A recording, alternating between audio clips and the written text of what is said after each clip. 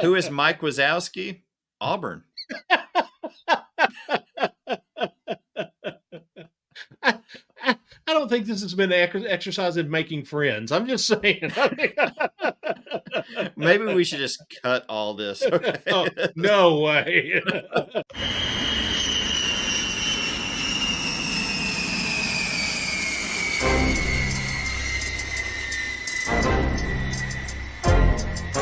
It's time for the Brew and Shavers Sports Podcast. Coming at you every week to talk all the things that make us love sports. The games, the rivalries, and of course, the personalities. The March. I almost said the March Madness. I'm going to go to the Walmart. I like indefinite articles, okay? Can we just start over? Absolutely. Hey there, sports fans. On this Halloween Eve, we're recording. This episode will be released on Halloween. Hope you have some great plans, dressing up as different things. I thought, Darren, I'd go ahead and do my Superman costume tonight. I put on a pair of glasses. I'm officially Clark Kent. You don't know that I'm Superman. Well done. Well done. You're not buying that. I had no clue. Truthfully, I had no clue that you were Superman. So well done. The disguise worked. Just a pair of glasses does wonders. I guess I have my eye doctor to thank for this great costume idea. Not only is it Halloween Eve, today, Monday, is the sports equinox, the first one of 2023, only the 29th time this has ever happened, where we have games from the four major professional sports leagues in the United States. The NFL, Major League Baseball, NBA, and the NHL all have games. So if you love sports, this is your day. I know we don't have any college football today, which we all love, but what a great slate of games across all these different sports. That is so cool. And truthfully, when you and I were talking about it, I don't know that I had ever heard that term. But that's very, very cool that there are moments when all of those intersect. Because like we talk about when we get to this time of the year, and it seems like not just seems like, there is college football, 5 days out of 7 or whatever, and how fun that is. Man, if you enjoy professional sports, what an awesome day to have where you've got something going on from every single one of them. That's pretty awesome. I feel like I should go outside, that there's going to be a lunar eclipse, or I'm going to be able to see Jupiter or something, because something that's happening up in the universe for this to take place. When you watch Monday Night Football, you have to wear those eclipse glasses. That's the thing. That's beautiful. Well, let's talk about college football. Oh, yeah. We have our latest AP Top 25, and we are also on the eve of hearing the first playoff selection, the first four teams initially in the playoffs, and we're so excited to hear about this. We have a pretty good idea of who it's going to be, but let's talk about the AP Top 25. As far as the SEC is concerned, Georgia with an absolute dominating performance against Florida. Georgia, Coach Smart, if you want me to keep picking against you so you'll keep winning, I'll be happy to oblige. I want to take some credit for that. That's right. Texas coming in at number 7. Alabama at number 8, Oklahoma dropped to number 10 after a disappointing loss against Kansas. Ole Miss at 11, LSU at 13, Missouri at 14, Tennessee at 19, and there will be more change to this because LSU travels to Tuscaloosa this week to play Alabama, and Missouri goes to Athens to play Georgia. So there'll be some change in these numbers when we talk about it next week as well.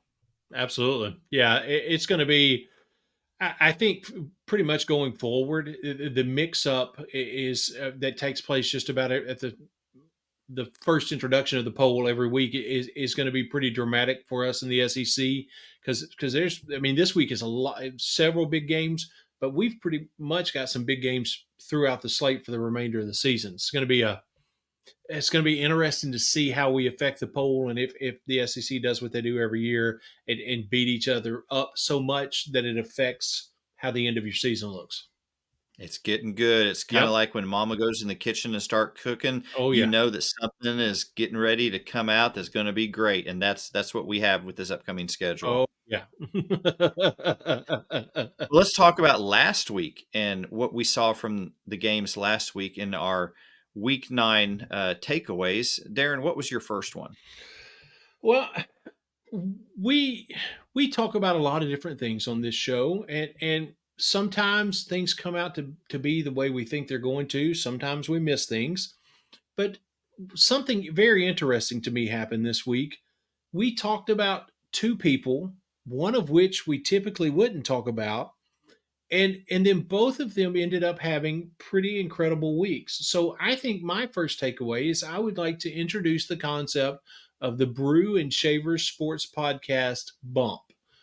At least the possibility that when you're mentioned on this show, it sets you up for success the next week. For instance, uh, I was very clear in how I felt about Will Levis's ability to perform as a quarterback, even though he doesn't play for Kentucky anymore. But also made the statement that Devin Leary had done even less for Kentucky than Will Levis had, and Will Levis is not even on the roster. So we talked about both of those names this week or last week, and what happened. Both of them had incredible days. Devin Leary, 28 of 39, 372 yards and 2 touchdowns, a day that nobody saw coming. If you saw the way, I mean, if you look at NC State days, possibility. Kentucky so far, not so much. But here we go. He had that kind of day. Will Levis starts for the Tennessee Titans, 19 of 29, 238 yards, and 4 touchdowns. So, a very unproductive quarterback duo in two different leagues brought up on this show go on to score 6 touchdowns. I'm just saying the Brew and Shaver Sports Podcast bump might be a real thing. I at least want to throw it out there. Just saying.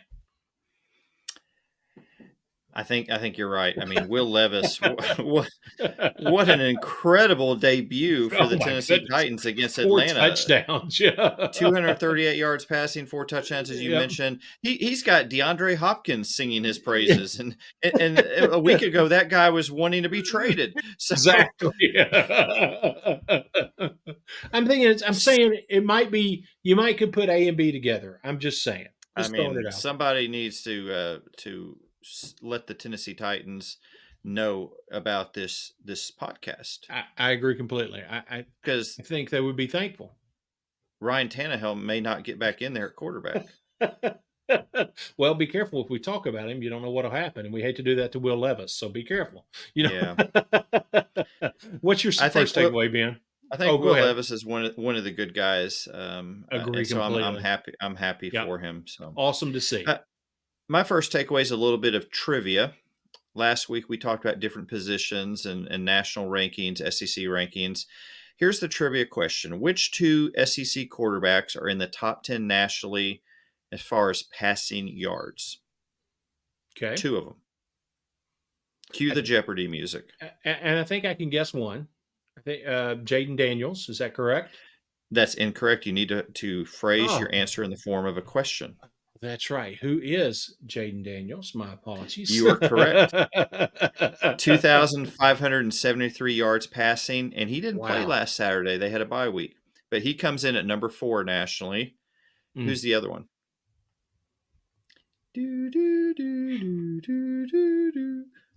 I mean, your smart money would want to say the Tennessee quarterback, but not this year. So I'm kind of drawing a blank. Like that acapella rendition? Yeah, that was well. I added your dome at the end for you there. Yeah. We basically just let everybody know we grew up in the Church of Christ because we were actually doing the Jeopardy theme song acapella. Without beatbox. We wanted to make sure we didn't do that. Carson Beck from Georgia coming in at number 9, Really? 2,462 yards. This guy's flying under the radar. Yeah. We've already learned from last week that Georgia is for real, and now Carson Beck is playing at an elite level. He's in the top 10 nationally. So Wow. Incredible performance up to date so far for him. And that's great news for Georgia. Georgia was missing Brock Bowers, and they just absolutely throttled Florida. Yeah. And like you said, though, the amazing thing is you talk about under the radar. He's about as under the radar, and I guess maybe that's because of the amount of the stars. You know, if you talk about Georgia, you talk about Brock Bowers, you talk about so Ra Thomas, whoever. So maybe that's part of what's helped him or created the kind of the under the radar thing. But boy, I tell you what, to fly under the radar, that's a pretty incredible flight under the radar to be in the top 10 Mhm. nationally. Mhm. Wow. How about your second takeaway? Oh, actually, sorry, I'm getting a phone call. Let me. Hello. Oh, I'm very sorry to do that, but that was actually Maury Povich. He was calling to let us know that the results are in and that we can now confirm that Josh Heupel is Mark Stoops' daddy. All right. So there's no denying it. The DNA test has come back. So, just in case you were wondering if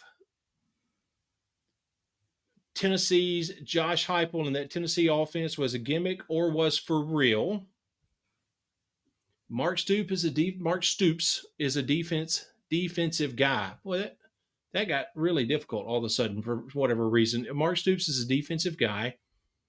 And this Josh Heupel offense over the last 3 years has averaged 41 points a game, 455 yards a game. And here's the thing. When you talk about the Tennessee offense, you expect passing, correct? But it's not just the passing game.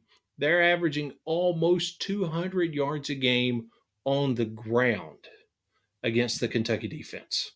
So Wow. in Josh Heupel's first 3 years, he's 3-0, 450 yards of offensive game, and almost 200 on the ground per game.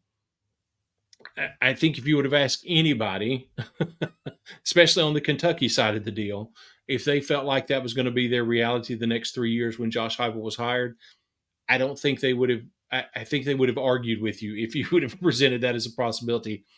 But the reality is the reality. The Josh Heupel offense seems to be for real, and Mark Stoops in Kentucky absolutely have not figured it out yet. What's your second takeaway? That's a great point. I want to caution you, Darren, if late at night you're awakened by the opening strains of My Old Kentucky Home playing somewhere near you, please immediately call the police because you are in really big trouble, man. You are in trouble.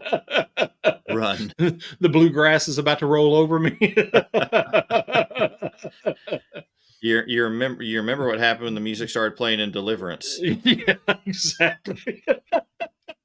I have so many quotes in my head, but no, I'm not going to do it. My second takeaway is another trivia question. Okay. Which SEC running backs are in the top 10 nationally in terms of rushing yards? Well, it's a hard year for that because you don't have Tennessee, you don't have Alabama, even though Tennessee's running back room has looked a little bit better. Auburn doesn't really have anything. I would guess it would have to be, I'm blank on the name, but the running back from Missouri would be the first one that popped into my head. Close. The actual answer is 0. Really? The highest ranked SEC running back is number 14 nationally. That's Ray Davis from Kentucky, 823 yards. We talked last week about Cody Schrader, who was in the top 10, but Missouri had a bye last Saturday. He didn't play. He slipped down to 15th nationally with 807 yards. So that kind of shocked me, Darren, in a league that's known for its running backs, not a single running back in the top 10 nationally. I wonder what Paul Bear Bryant would have to say about that. Mm-mm. I don't think he would be impressed. Do you? Everybody together on the count of 3. 1, 2, 3. Run the ball. How about your third takeaway? Well, you talked about Georgia and what they've done and how impressive they looked, and it made me start thinking, what happens when people say maybe Georgia doesn't look the same? Maybe somebody has figured out the Georgia offense. Maybe somebody has figured out how to slow down this Georgia attack. Whatever bulletin board material is put out there each week. So when I went back and looked at how that works out for the next week's opponent, I want to make this simple plea. Based on those numbers that I'll share in just a minute, please stop doubting Georgia. It is to the detriment of maybe your team, maybe another team in the SEC, whoever. Somebody pays dearly when Georgia is doubted. So in the last 3 years, Georgia has scored less than 30 points 7 times, which in and of itself, in the amount of games they played, is pretty incredible that they score 30 or more or 31 or more points in every game but 7. In those 7 games that they've scored 30 points or less, some as few as 16, one of the games last year, that was a struggle toward the end of the season. In every single game they've scored 30 or less. The next game they've averaged 45 points. And in 2 of those 7 games, they've scored over 50, 51 and 56. So when Georgia has a little bit of an off week and everybody for the other team, whoever that next team is, and in the national media starts talking about, oh, here it is. We've seen it coming. They're going to – Georgia apparently is aware of it and destroys whoever they play next. So please stop for the sake of the rest of specifically the SEC East, for the sake of the rest of the SEC East, please stop doubting Georgia. Leave them alone. So maybe somebody does have a chance, because when you say they don't have a chance, they come out, drop 50 points. And I heard somebody say on a podcast today, they don't just beat the other team.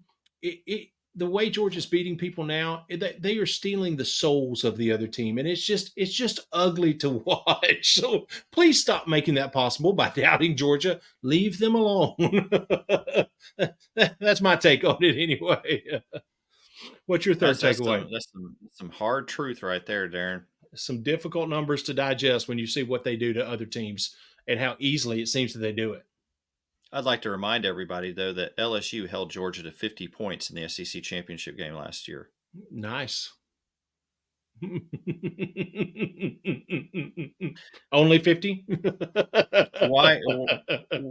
Why am I not feeling positive vibes from you after saying that? Well, you know what? I should be impressed, because Vanderbilt, 2 out of the last 3 years, hasn't even held them under 60. So, except for this year. So I should be impressed. What's your third takeaway? All right, my third takeaway is another trivia question. Okay. Which SEC wide receivers are in the top 10 as far as receiving yards? Now that's a difficult one. I don't know that honestly, I don't know that I have any that jump out at me immediately. Are there any? The SEC, yes, there are 2. The SEC has the number 1 receiver in college football in terms of receiving yards. Malik Neighbors from LSU with 981 yards. Wow. And again, he was on a bye last week. And he held on to number 1. Still number 1. Wow. Number 5 is Luther Burden of Missouri, 905 yards. Luther Burden was on a bye last week as well. Wow. Now, I want to make this point because I've heard from some Big Ten folks who are starting to clamor that Ohio State receiver Marvin Harrison Jr. should be in the Heisman conversation. Marvin Harrison Jr. is ranked 6th in receiving yards in the country. Both Neighbors and Burden are ahead of him. Now, look, I agree, support your favorite player. Look, I'm an LSU fan, but I'm not going to be – you don't hear me saying Malik Neighbors should be in the Heisman conversation. So let's just dial down on Harrison being in the Heisman conversation. I know the media is going to run with this, and they're going to go, oh, look, this is great. But he's 6th overall in receiving. He's not playing in the top conference in the country. So let's just dial that down a little bit. So I thought it was interesting, though, on another note, Darren, that the SEC, no running backs in the top 10, but 2 wide receivers in the top 10. This isn't your granddaddy's SEC. No. And I also think it's very interesting to note what you pointed out with both of those wide receivers, that they are at number 1 and number 5 and had a week off. So, that's, to me, that shows the level of dominance that they're showing at their position, that they maintain those positions with the week off, because with the running backs, like you talked about, when any of them that had a week off lost their spot, dropped out of the top 10. Mhm. But with the receivers, they've been so dominant. Not the case. They're still hanging on to them. Mm-hmm. Yeah, and this week Ohio State, who do they play? Rutgers. They played Yeah.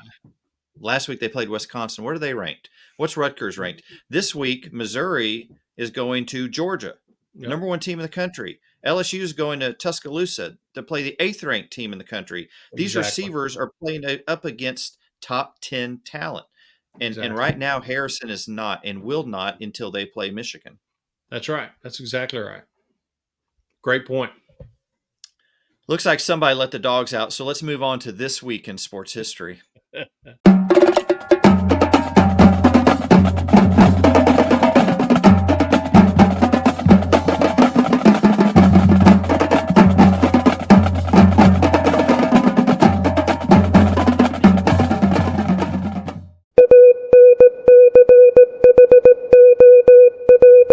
October 31st, 2009. The San Antonio Spurs are playing the Sacramento Kings in an NBA game in the AT&T Center. A bat flew into the playing area on multiple occasions, swarming around players. It looked as though the game was going to be delayed in order to remove the bat safely. However, Spurs player Manu Ginobili decided to take matters into his own hands, literally, swatting the bat down with his bare hands, then picking it up off the floor and walking it over to a Spurs official. The bat survived and was later released. 10 years after the bat incident, Manu Ginobili recognized the anniversary, noting on social media, "Nothing I did on the court drew more attention than this." Oh, thank you.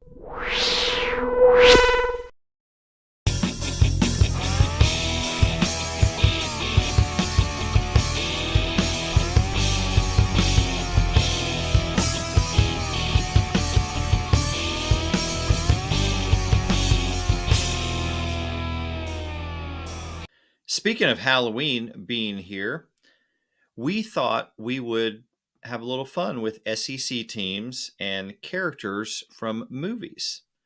So we went through a list here really quick and we came up with some. And so here's what we have, and see if you agree or disagree, or maybe there's some others. We're not going to hit all the SEC teams here, but here's a few that came to mind.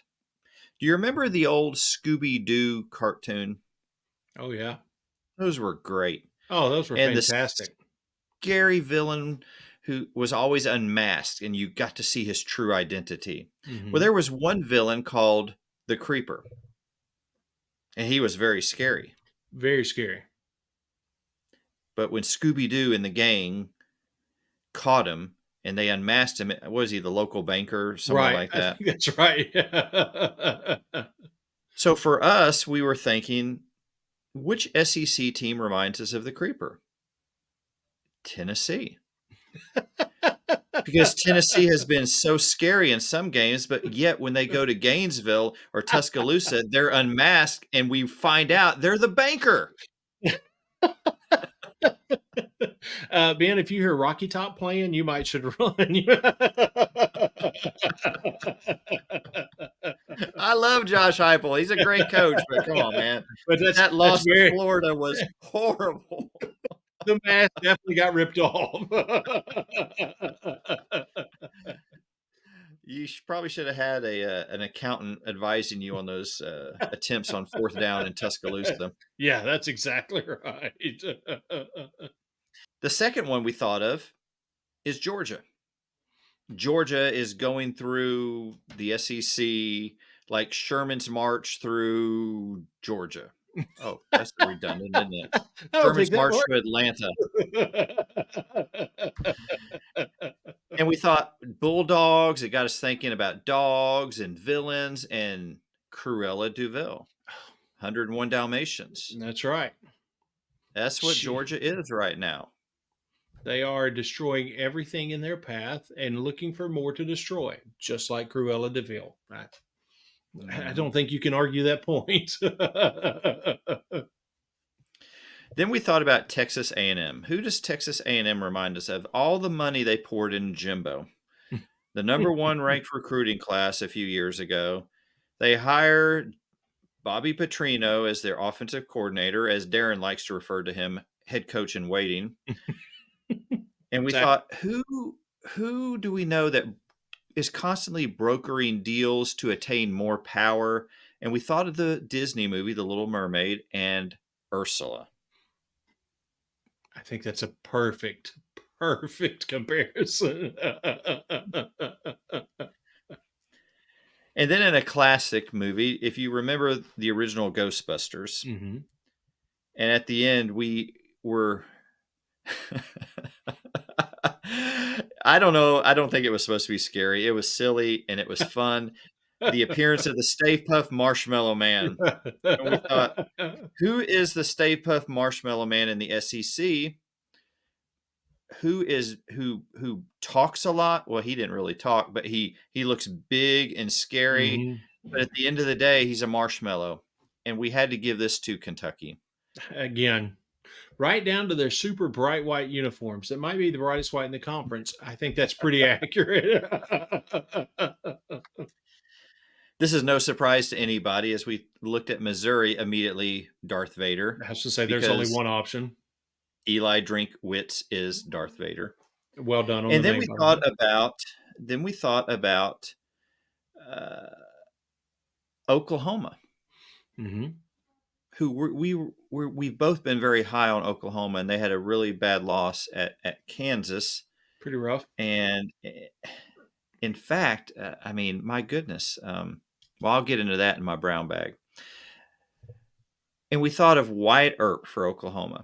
You remember Wyatt Earp moved to Wichita, Mm-hmm. moved to Dodge City. He was in law enforcement. And then I think it was about 1879, he moved to Tombstone to make his fortune. Oklahoma did not find their fortune in Kansas.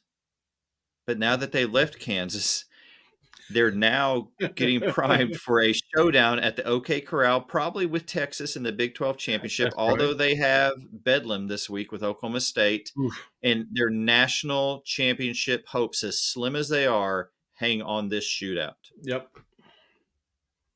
But they definitely had to get out of Kansas to find fortune because they weren't going to find it there. And then we thought about LSU, and immediately, I think, Darren, it came to you first, the Mhm. Riddler. We don't know who this LSU team is. Impossible to figure out. I think On that's the pretty fine accurate. on the Feinbaum show today, Paul Feinbaum actually said LSU is going to get whooped by Alabama, and that very It's well not could be the surprising. case. Another caller said LSU is going to have to score 70 points because their defense, they got players out and they haven't been playing well. Mm, I don't know, but we don't know what we get with this LSU team, so they're that's the right. Riddler. And that takes us to your Vanderbilt Commodores. And Darren, you had an interesting suggestion for who they most resemble. Well, even though this is not a scary character, it's a very you immediately associate with Halloween, the Great Pumpkin, Charlie Brown. I think the immediate character that comes to mind for me with Vanderbilt is Charlie Brown, because there is all of your hopes and dreams hanging right there with Lucy as she holds the ball, and just as you get there, you kick and you end up laying on your back flat, disappointed, and yet as Vanderbilt fans, Vanderbilt, you continue to try it again year after year, knowing the ball's probably going to get yanked out of your way. So Vanderbilt is Charlie Brown. Nice. Nice. I think that's great. So we got one more, and we're going to the state of Alabama for this one, and we're going to hit both teams in the state of Alabama. Alabama's been a surprising team this year. We did not expect them to do as well as they've been doing. That's a testament to Coach Nick Saban. And so the character that we equated with Alabama is James P. Sullivan, otherwise known as Sully from Monsters, Inc. Well, again, a great comparison. One of the great monsters, Yep. but he had a sidekick. You remember who his sidekick was? Mike Wazowski. Did I say that right? Mike Wazowski. Who is Mike Wazowski? Auburn.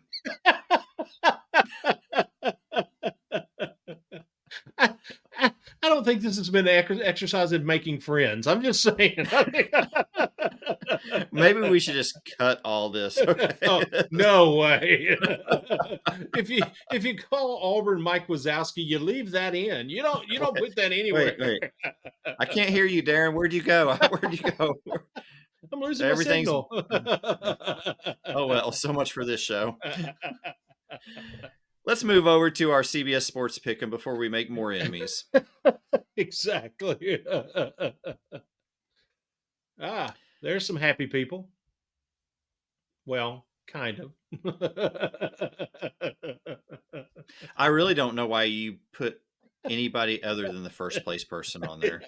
Well, first and second, Paul and Zach both have been very, very steady. Once Paul got up there with Zach, and boy, they are holding on to the top of the hill. I mean, 1 point separates them. They are a pretty incredible top two duo that everybody else in the group is finding it hard to crack and get up that hill for sure. They're both playing strong games right now. And I even remembered to make my picks this week. Nice. Well done. Well done. Obviously not. Well, the concept of remembering, that's well done. Let's get into our overall records, and that looks somewhat better. I like that. Again, 1 point separating us, just like the top two with Zach and Paul, but we're staying right there. Well, let's get into our picks for this week. Arkansas, with a new offensive coordinator, since Dan Enos is no longer there, is traveling down to Florida to face Billy Napier. Ben, I don't care about your predictions. We're going to lose anyway. Florida Gators. Goodness gracious. Darren, why did you let me make that pick last week? I told you. You should have stopped me. You have to go with denial. You were held hostage. Probably Billy Napier was the one holding you hostage. It wasn't by your own volition. That's what you got to go with. Arkansas traveling down to Gainesville to face the Gators. Who do you like in this one, Darren? Boy, as rough as picking Florida was last week, I think Arkansas is just an absolute upheaval. You want Sam Pittman to be able to pull it out, make something happen, but that's a lot to do even with a bye week to completely restructure your offensive system. Florida is going to be looking for revenge. They're obviously mad. I think you can say a lot of things about Billy Napier, but I just don't ever see him being the kind of person that loses a team. So I think they're going to be, or the kind of coach that loses a team, I think they're going to be on the warpath. And I think even though it's a road game, I think this is a Florida win. How about you, Ben? I've got Florida.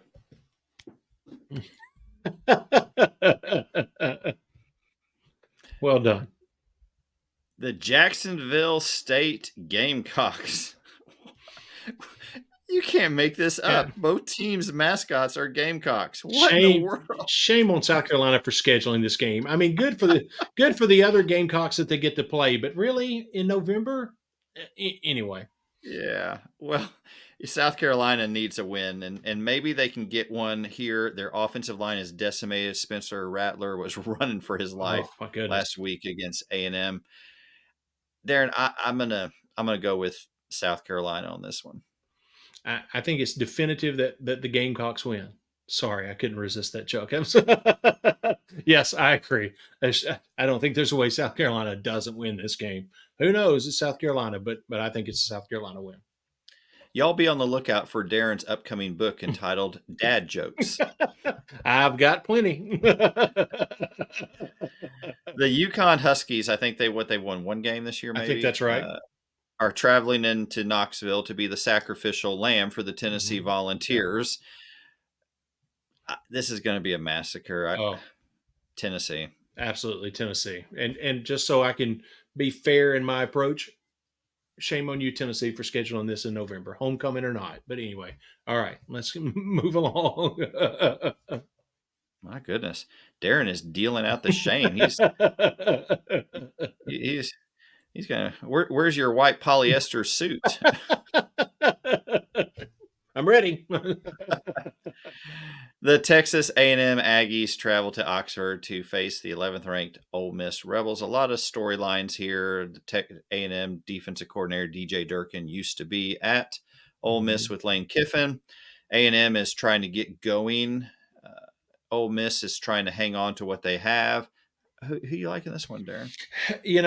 I can't. Even though the offense has had its strong moments for A&M, the offensive line has looked strong. Really, the majority of the season. I mean, they've had their moments where they didn't, but for the most part, they have.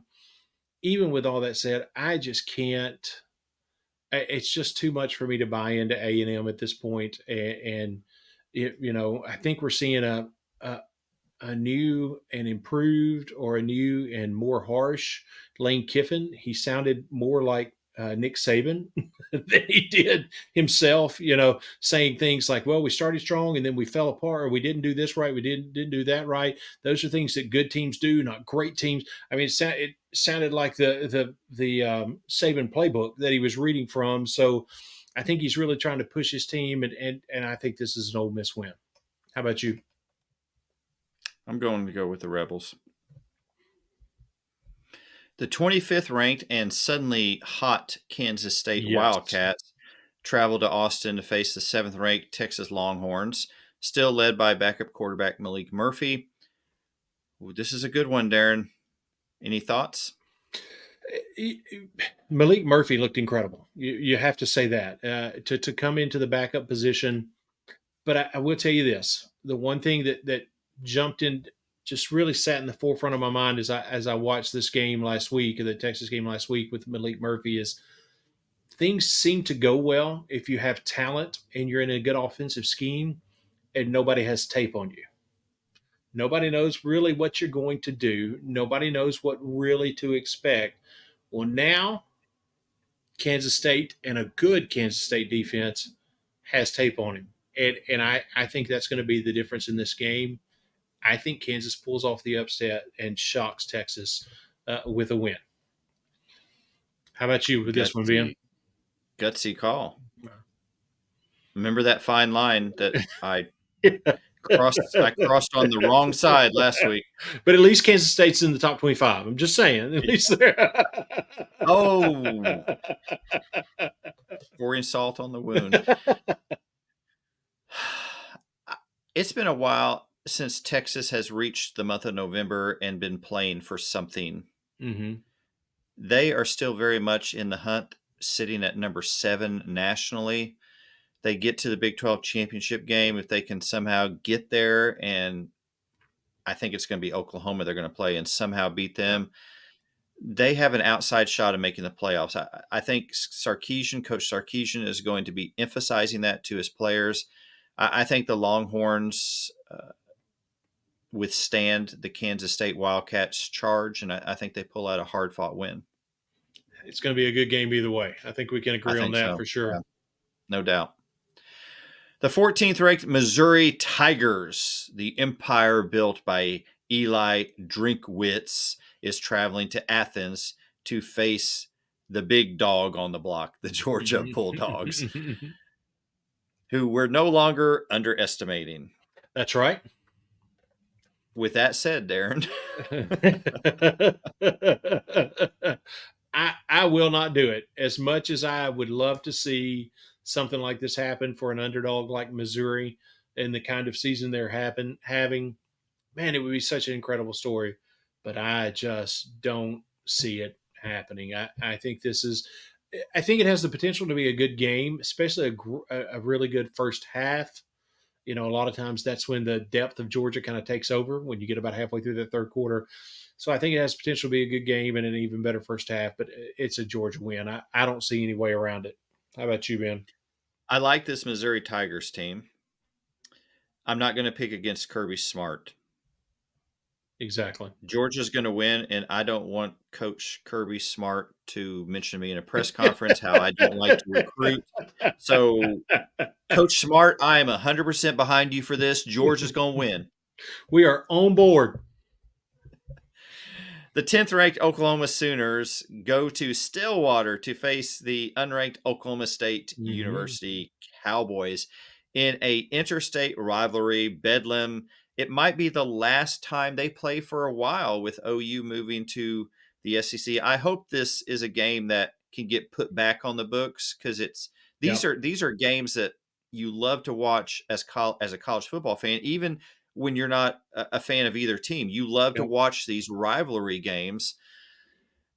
It's in the past been a trap game for OU, but Hmm. this year, Darren, I think, especially coming off of this loss to Kansas, the Sooners are going to be hungry to get back in the win column. I'm going to go with Oklahoma. And I'm in complete and total agreement. If the Kansas loss had not taken place, you could see this game having the potential of looking like the Kansas game did last week, really catching OU off guard. But after that loss, I don't see how it happens. I think this is definitely an Oklahoma win. And that takes us to the favored Auburn Tigers Yes, they are. traveling to Nashville, Nash Vegas, to face the Vanderbilt Commodores. I can't watch. Is this even going to be on TV? I probably SEC Network plus plus or something.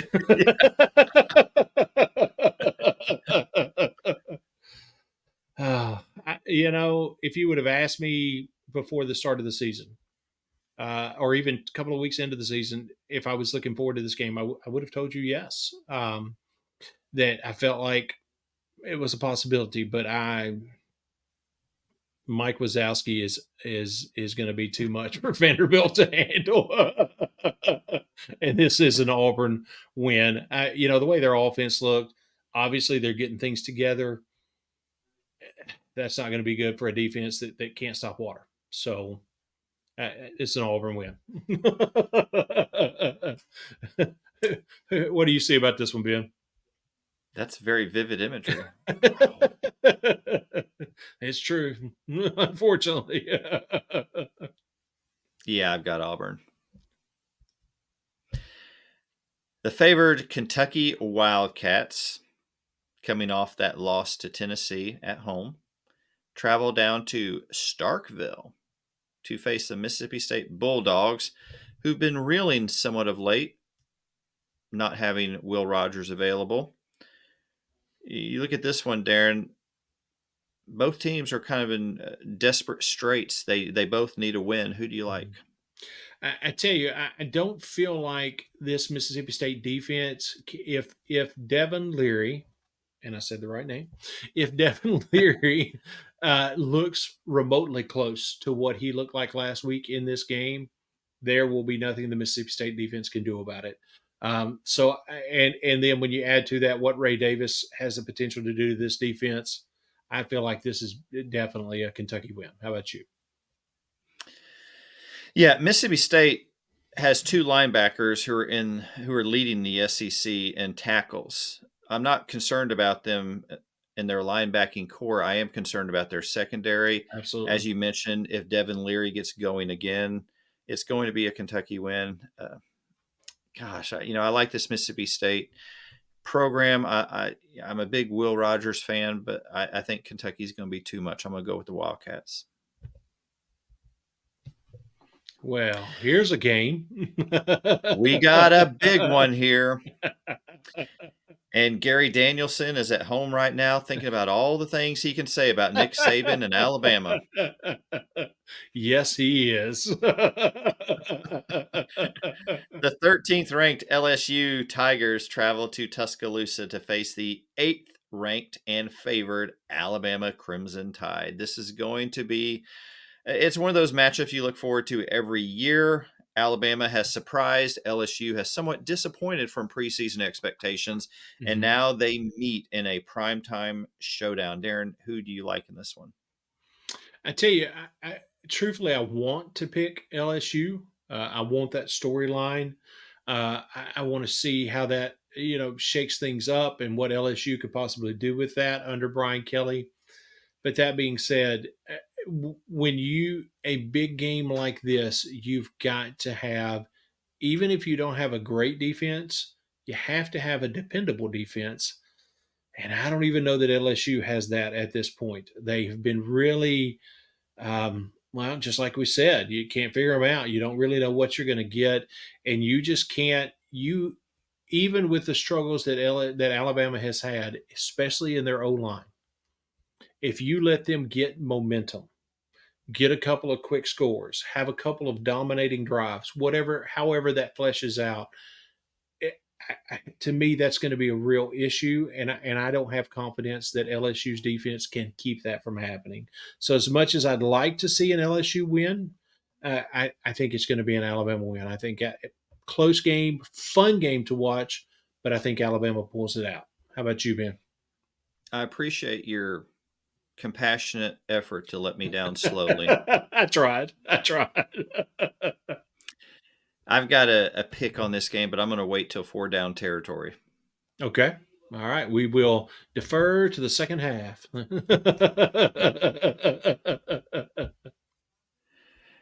So remember to join us in our Brew and Shavers Pick'em. Go to CBS Sports, look for Brew and Shavers Pick'em.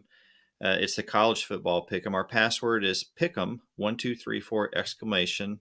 Jump in, have some fun. Who knows? You may win a week, 2 weeks before you know it. You're in first place. We'd love to That's have right. you be a part of this.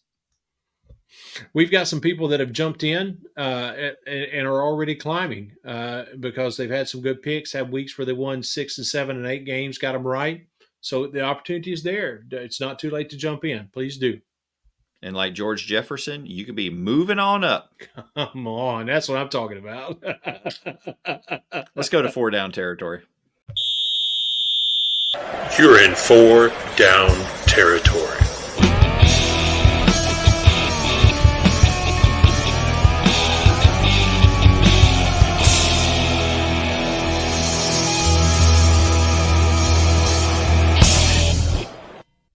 Down territory, our sure thing pick of the week, our upset pick of the week, our brown bag pick of the week, and our post game quote of the week.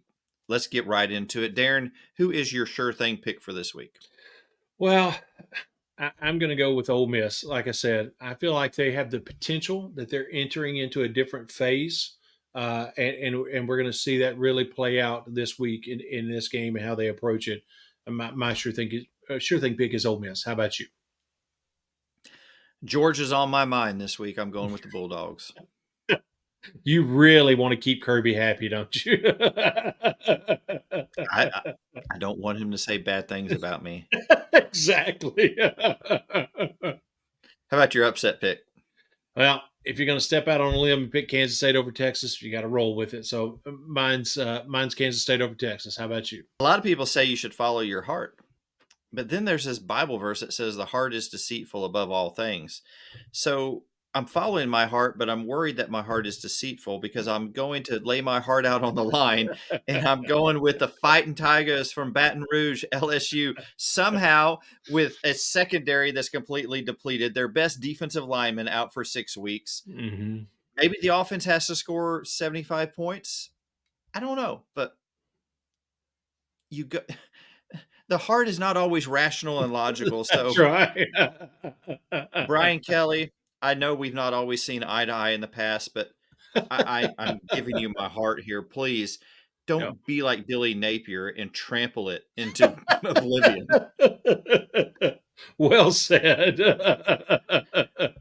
How about your brown bag from last week? I got to go with Mississippi State and their defense. Like we talked about earlier, man, Auburn has just, there's been times when Auburn has made Vanderbilt's offense look like they were, the greatest show on turf. So they have just struggled. And then out of nowhere, it was like, hold on, let's see what we can do here. And all of a sudden, you have an Auburn offense that has 416 yards of offense, almost 7 yards per play, and 186 yards on the ground, 230 in the air. They had a couple of games combined that didn't get to 230 in the air, and they did it all against this Mississippi State defense. So to me, that's got to be a brown bag moment. How about you? What's your brown bag? The offensive play calling of the Oklahoma Sooners against Kansas. I'm not sure what Jeff Libby's objection. I objected. I don't know what his, not objection, his Obstruction? His plan? No, his Objective? objective. There That's you the go. word. I'm so glad my co-host is a Vanderbilt fan. Comes in handy from time to time. When you have Dylan Gabriel, who before Kansas was talked about in the Heisman discussion, Mm-hmm. and you go into Lawrence, I know it was a weird game, weather delay, it was cold, rainy, lightning, the game got delayed an hour, all those things you could point to and wonder how big of an impact they had. But when you have a quarterback like Dylan Gabriel, and he only attempts 19 passes, 171 yards passing, no TDs, 1 interception. He was 14 of 19, but only 19 passes. On the other side of the field, Kansas had their backup quarterback in, Jason Bean, who's a great athlete, fast as lightning. But I don't think anyone's going to put him in the same category as Dylan Gabriel as far as passing. He threw for 32 times. Now, granted, no touchdowns, but 2 interceptions. But 32 pass attempts, and Dylan Gabriel only had 19. You've got a great quarterback in Dylan Gabriel, we could say one of the top, 10, 12 quarterbacks in the country. Absolutely. And that's all you're calling for him? Mm-hmm. It was not a good offensive game plan. No. And it cost him. So my brown bag goes to the offensive play calling of Oklahoma. Great pick. Well, let's get right into it, Darren. Our post-game quote of the week, and I have a feeling we're going to Athens, Georgia for this one.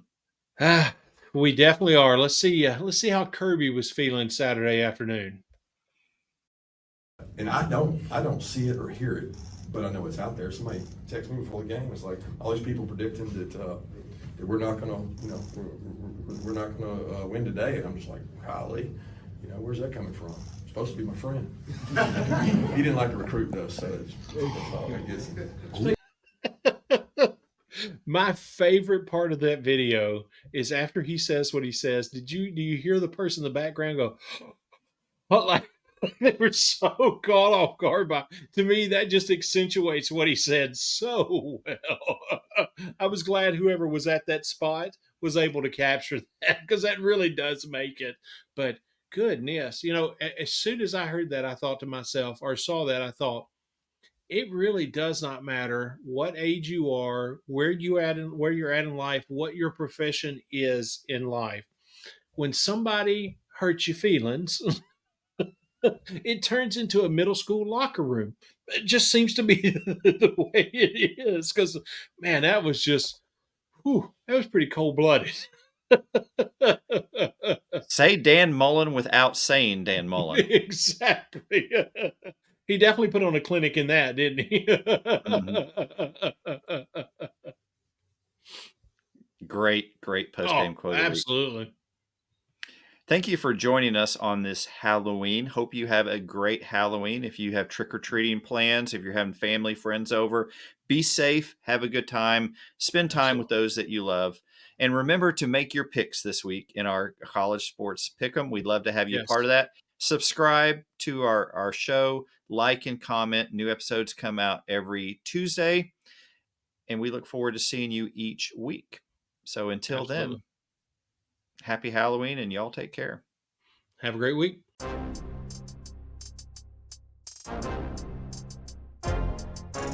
Thank you for making the Brew and Shaver Sports Podcast your go-to sports show. Be sure to subscribe, rate, and review our show if you haven't already.